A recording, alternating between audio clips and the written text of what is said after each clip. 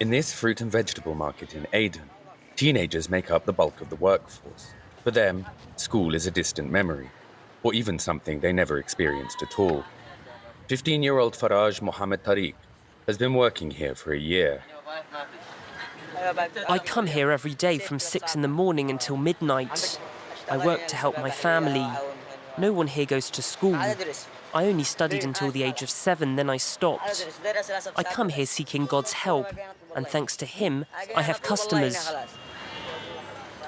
It was his uncle who hired him. Here, no one is surprised anymore to see children forced into work rather than the classroom.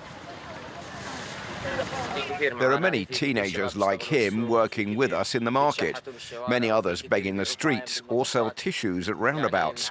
Some children are even younger than this, and they are responsible for supporting entire families. Since 2015, the war between the internationally recognized government and the Houthis, who control the north of the country, has brought Yemen's education system to its knees. According to UNICEF, 4 million Yemeni children are out of school. Amongst the hardest hit are children from families displaced by the conflict.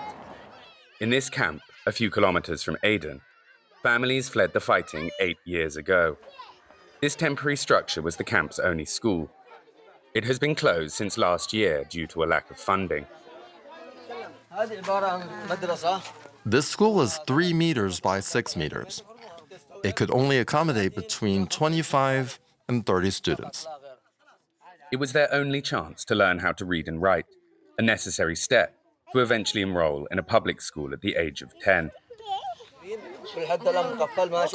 It makes me sad to see all these children who are no longer studying. They watch their friends who at age 10 are able to go to school while they remain here, sitting and staring into nothingness. I see the desire to learn in these children, but they have no opportunity because of their financial situation. According to UN figures, nearly 8,000 schools in Yemen have been destroyed or abandoned.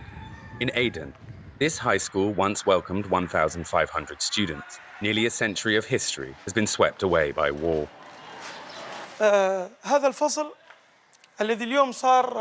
Today, this classroom has turned into a swamp for snakes and insects. It's a repulsive and unhealthy environment. But these very classrooms once produced great minds, educational leaders and dedicated students who brought pride and honor to the city of Aden.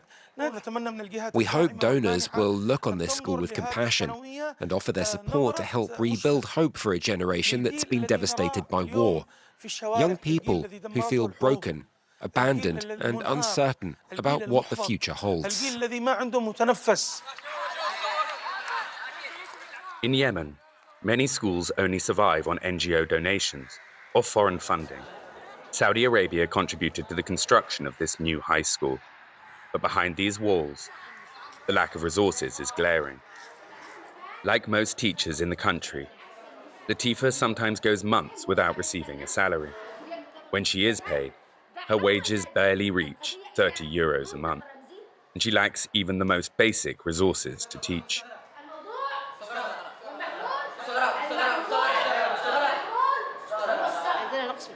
We lack many textbooks. In some subjects, there are no qualified teachers, only volunteers.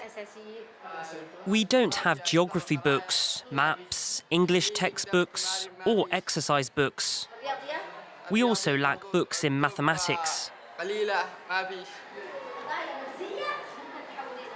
Another major obstacle keeping thousands of children out of school is food insecurity. According to UNICEF, half of Yemen's children suffer from chronic malnutrition.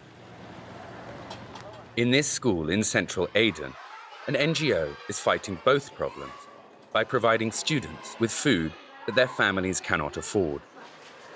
Every day, 11,400 meals are distributed across 9 schools.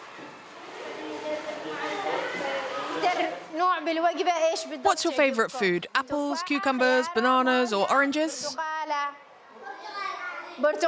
Because there's vitamin C.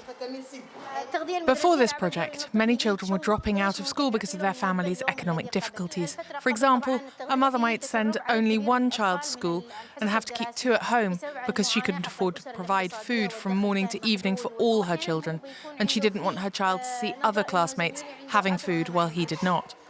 Now the children are eager to come to school because every day they look forward to discovering the meal they are going to eat. Another wonderful thing is that sometimes when a child receives, for example, a cucumber, he eats only half of it and saves the other half to give to his family when he goes back home. In Yemen, education means more than letters and numbers. It is crucial in countering extremism and the militarization of young people. According to local NGOs, since 2021, at least 10,000 children have been recruited by armed groups across the country.